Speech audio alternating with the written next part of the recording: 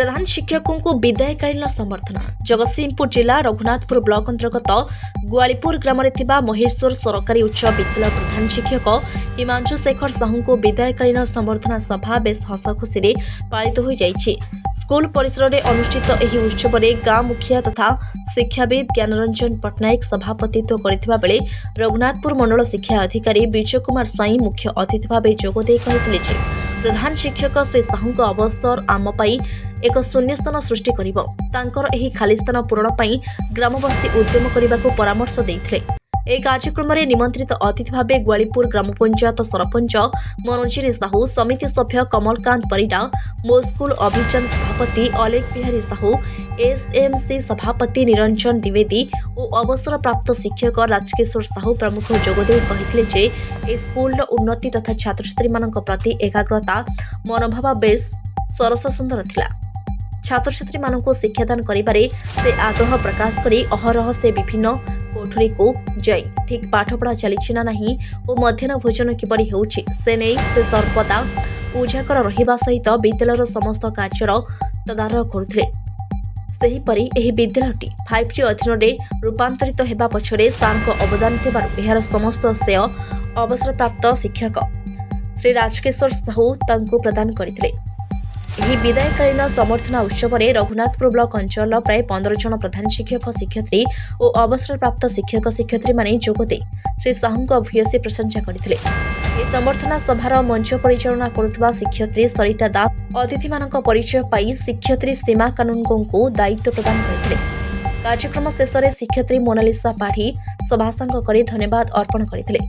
एक कार्यक्रम में विद्यालयर समस्त शिक्षक कर्मचारी अमूल्य कुमार नायक, कुमार महापात्र, ज्ञानरंजन खटुआ, अमित स्वाई, लिपा चौधरी और संदीप दास प्रमुख सहयोग करथिले।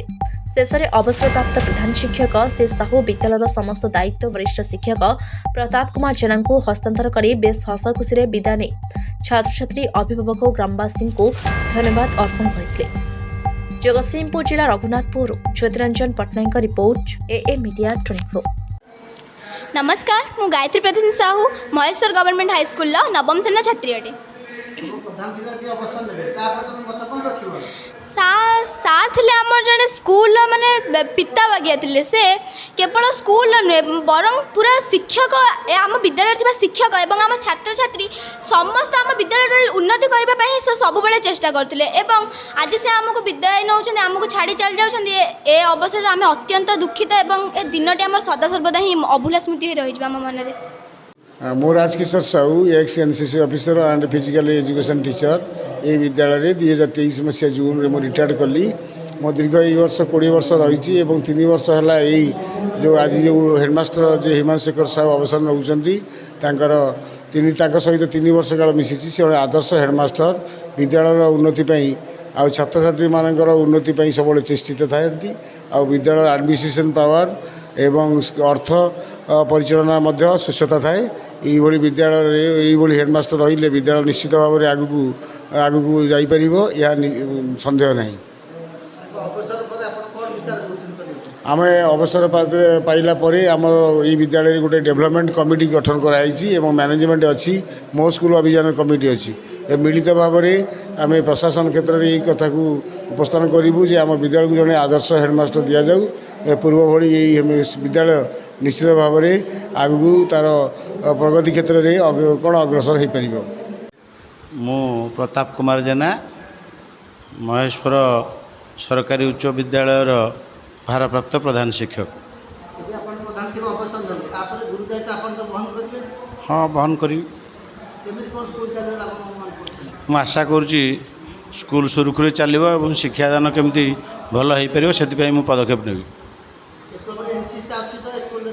अच्छी NCC कार्यक्रम चलुची जड़े केयरटेकर अच्छा से तार कार्यक्रम कर